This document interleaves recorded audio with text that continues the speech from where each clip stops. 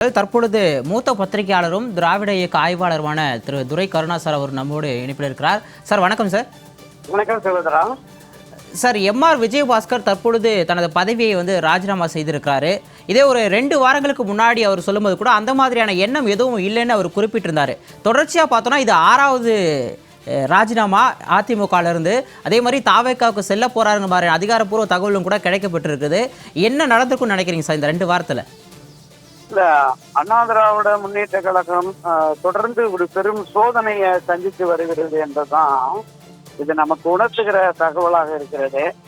அதிமுகவை வழி நடத்துகிற எடப்பாடி பழனிசாமியினுடைய அந்த சர்வாதிகார போக்கு, பிடிவாத தன்மை, ஒரு தாந்தோன்றித்தனமாக செயல்பட்டதால தொடர் தோல்வியை அதிமுக சந்தித்து வந்ததை நம்ம பார்த்தோம். இதை எப்படியாவது மீட்டெடுக்க வேண்டும் என்று கட்சியினுடைய மூத்த முன்னோடிகள் 2024 இருந்தே முயற்சி பண்ணாங்க. அந்த முயற்சி தோற்று இன்றைக்கு பிரதான எதிர்கட்சி என்கிற அந்தத்தை கூட பெற முடியாமல் 3வது இடத்திற்கு கட்சியை கொண்டு சென்று விட்டார். இனிமேல் எடப்பாடி பழனிசாமியால் இந்த கட்சியை வழிநடத்தி வெற்றி பாதைக்கு அழைத்து செல்ல முடியாது என்கிற அந்த எண்ணமும் தாக்கமும் உருவாகுவதனுடைய விளைவுதான் இப்படிப்பட்ட ஒரு முடிவை எடுக்கிறார்கள். இந்த முடிவு என்பதும் நிச்சயமாக அண்ணா திராவிட முன்னேற்ற கழகத்தினுடைய அடிமட்ட தொண்டர்கள் இந்த கட்சியினுடைய வெற்றிக்காக பாடுபட்ட யாருமே ஏற்க முடியாது. இன்றைக்கு ஒரு கட்சிக்கு ஒரு இக்கட்டான சூழல் உருவாகி இருக்கிற நிலையில் இவர்கள் எல்லாம் கட்சிக்குள் இருந்தே போராடி இந்த கட்சியை மீண்டும் புரட்சித் தலைவர் எம்ஜிஆர், அம்மா கண்டி ஜெயலலிதா ஆகியோர் வழியில் இந்த கட்சியை வெற்றி பாதைக்கு அழைத்து செல்ல அதற்கான முன்னெடுப்பில் முயற்சியில் ஈடுபட்டுமே தவிர இப்படி அணி மாறி தாங்கள் வெற்றி பெற்ற தொகுதி மக்களுடைய அந்த கருத்துக்கு மாறாக சின்னத்தை வீழ்ச்சி வெட்டலையை வெற்றி பெற செய்த அந்த தொகுதி மக்களுடைய உணர்வுகளை கூட மதிக்காமல் இப்படிப்பட்ட முடிவை எடுப்பது என்பது உண்மையிலே துரதிருஷ்டவசமானதுதான். ஆனால் தங்களுடைய அரசியல் இருப்பை தக்க வைத்துக் கொள்ள வேண்டும். இனி எடப்பாடி தலைமையில நம்மால் செயல்பட முடியாது என்கிற முடிவுக்கு வந்ததால் இந்த ஒரு துரதிருஷ்டவசமான முடிவை அவர்கள் எடுத்திருக்கிறார்கள் பார்க்கலாம். தொடர்ந்து இந்த 25 எம்எல்ஏக்கள் எடப்பாடி மீதான அதிருப்தியில் வெளியிலே வந்து தாவேக்காவுக்கு ஆதரவாக நம்பிக்கை வாக்கெடுப்பில் கலந்து கொண்ட எல்லோருடைய மனநிலையும் இப்படித்தான் இருக்குது.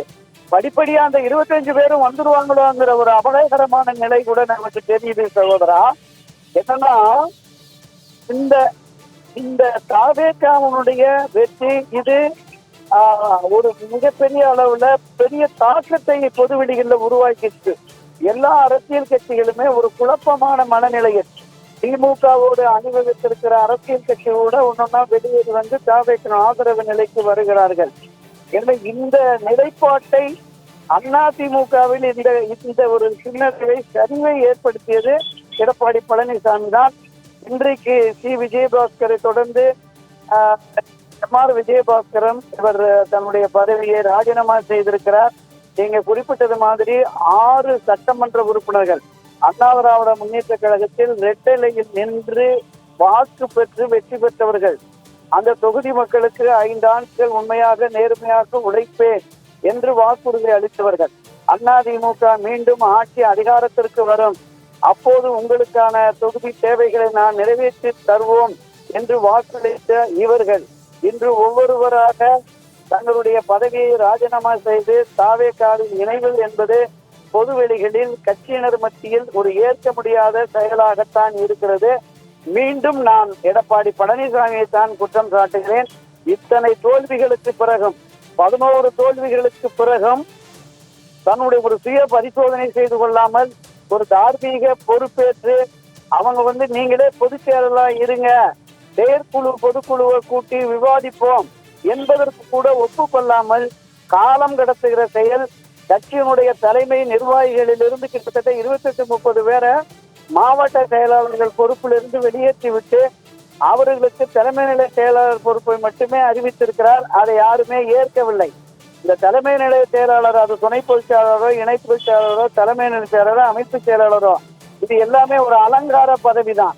மாவட்ட செயலாளர் என்பதுதான் அந்த மாவட்டத்தில் இருக்கிற சட்டமன்ற தொகுதிகள், நாடாளுமன்ற தொகுதிகள், அங்கிருக்கிற நகர, ஒன்றிய, பேரூர் நிர்வாகிகளை தங்கள் கட்டுக்குள் வைத்து கட்சியை வழிநடத்த முடியும். தலைமை நிலைய பொறுப்புகளை பற்றி எந்த செயலுமே இல்லை. புரட்சி தலைவர் எம்ஜிஆர், அம்மா செல்வி ஜெயலலிதா காலத்தில் கூட தலைமை கழகம் உயிரோட்டமாக இருந்தது. கட்சியினுடைய அனைத்து நிர்வாகிகளும் அங்கே எல்லா விஷயங்களையும் டிஸ்கஸ் பண்ணி கட்சியினுடைய வளர்ச்சிக்கு எது சாத்தியமோ அதை செய்வார்கள். இன்றைக்கு அந்த நிலை கூட இல்லை. தலைமை கழகம் வெறிச்சோடி கிடக்கிறது. தலைமை கழகத்திலே பணியாற்றுகிற, மாத ஊதியத்துக்கு பணியாற்றுகிற 2 தம்பிகள் மட்டுமே கட்சியை நடத்துகிற சூழல் உருவாகிவிட்டது. இந்த நிலைப்பாட்டை இவர்கள் ஏற்க மறுத்துதான் கூட்டம் கூட்டமாக வெளியேறுகிற துரதிருஷ்ட நிலை. ஆனால் இதில் நாம் ஒன்றை மட்டும் தெளிவாக புரிந்து கொள்ள வேண்டும். கட்சியிலே 40-50 ஆண்டுகள் பயணித்து பதவிகள், பொறுப்புகள், அமைச்சர்கள், நாடாளுமன்ற சட்டமன்ற உறுப்பினர்கள் என்று இருந்தவர்கள் தான் இன்று அணிமாறிக் கொண்டிருக்கிறார்கள். காலமெல்லாம் எந்த பிரதிபலனையும் எதிர்பாராமல் இரட்டை இலைக்கு மட்டுமே வாக்களித்த அடிமட்ட தொண்டர்கள், அதிமுகவின் அனுதாபிகள், ஆதரவாளர்கள் இன்னும் இருக்கிறார்கள். அவர்கள் ஒரு லட்சம், 1.5 லட்சம், 1.5 லட்சத்துக்கு 1.5 கோடிகளுக்கு மேல இருக்கிறார்கள். ஒரு சரியான தலைமை இந்த கட்சியை வழிநடத்தினால் மீண்டும் அதிமுக வெற்றி பாதைக்கு செல்லும் என்பதுதான் என்னுடைய கருத்து.